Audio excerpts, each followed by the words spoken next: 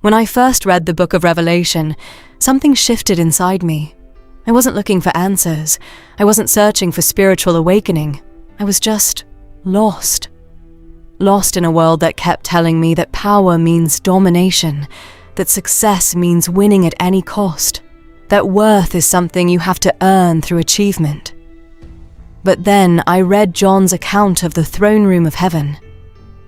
And his words did something unexpected. They made me weep. Because what he witnessed wasn't what I expected.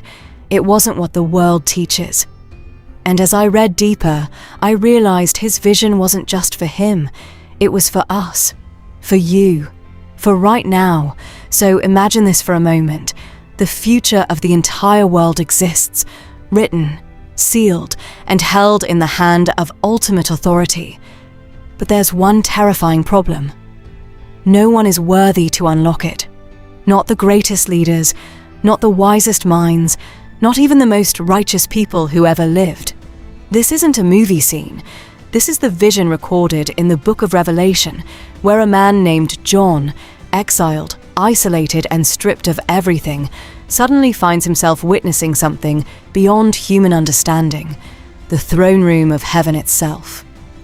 A place not of silence, but of overwhelming power, lightning flashing, thunder echoing, fire burning, and a presence so intense it feels like reality itself is bending around it.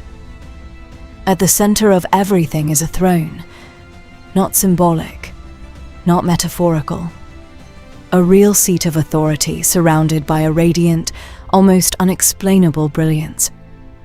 Around it are beings unlike anything we can imagine, covered in eyes, aware of everything, missing nothing, declaring without pause that God is holy, eternal, and completely beyond comparison. And yet, in the middle of this perfect order, something feels unresolved. Because in the hand of the one on the throne is a scroll, sealed 7 times. A scroll that represents destiny, justice, redemption, the final answer to suffering. Everything humanity has ever hoped for, locked.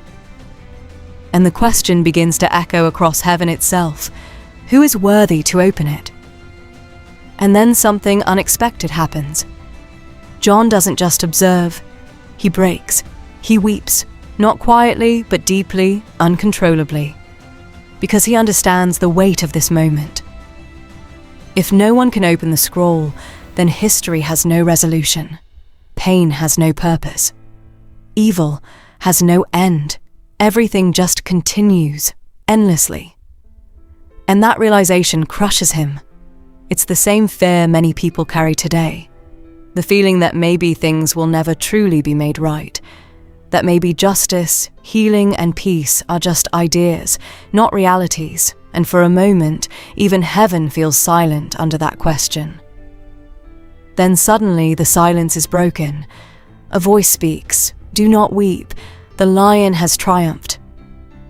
In that single statement, everything shifts. The lion, a symbol of strength, dominance, unstoppable power. The kind of force people expect to fix broken systems and defeat evil. You can almost feel the anticipation building. This is it, the answer. The one who will take control and restore order through undeniable strength. But when John turns to look, what he sees doesn't match the expectation at all. There is no roaring beast, no overwhelming display of force. Instead, he sees a lamb, wounded, sacrificed, and yet standing, alive. And in that moment, the entire definition of power is rewritten.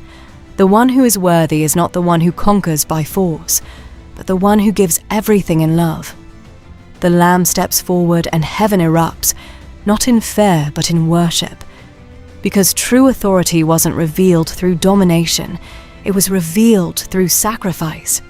Every creature in heaven and on earth joins in one unified voice, singing, "To him who sits on the throne, and to the Lamb be praise and honor and glory and power forever and ever." And that changes everything. That's when it hit me while reading this. That's when my understanding of power completely shifted, because I realized I had it backwards my whole life. I thought power meant controlling others. I thought strength meant never showing vulnerability.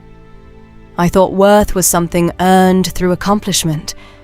But John showed me something radically different. He showed me that the most powerful force in the universe isn't conquest. It's sacrifice. It's not domination. It's love. It's not controlling others. It's giving yourself for others. The Lamb on that throne redefines what authority actually means. And when that truth sank in, something changed. It means your value isn't based on what you achieve or who you beat. It's already decided. It's given. It's infinite, because the cosmic force of creation, God Himself, looked at humanity and said, "You are worth dying for." Not earning, not achieving, not proving. Worth. Full stop. And that's not just theology. That's the answer to the deepest question every human carries. Am I enough? The throne room says yes.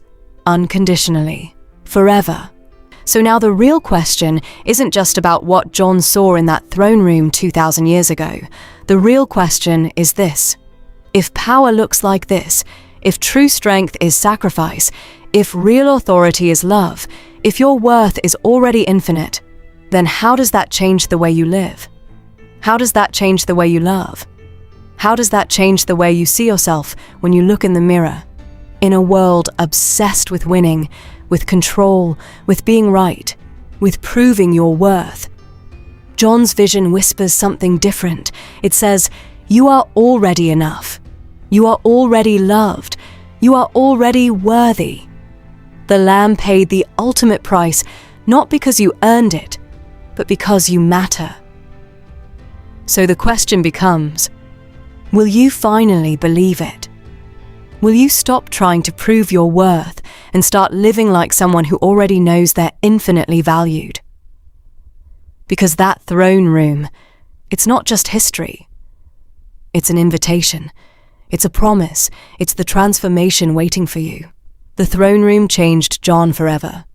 Now it's your turn. Will you let it change you?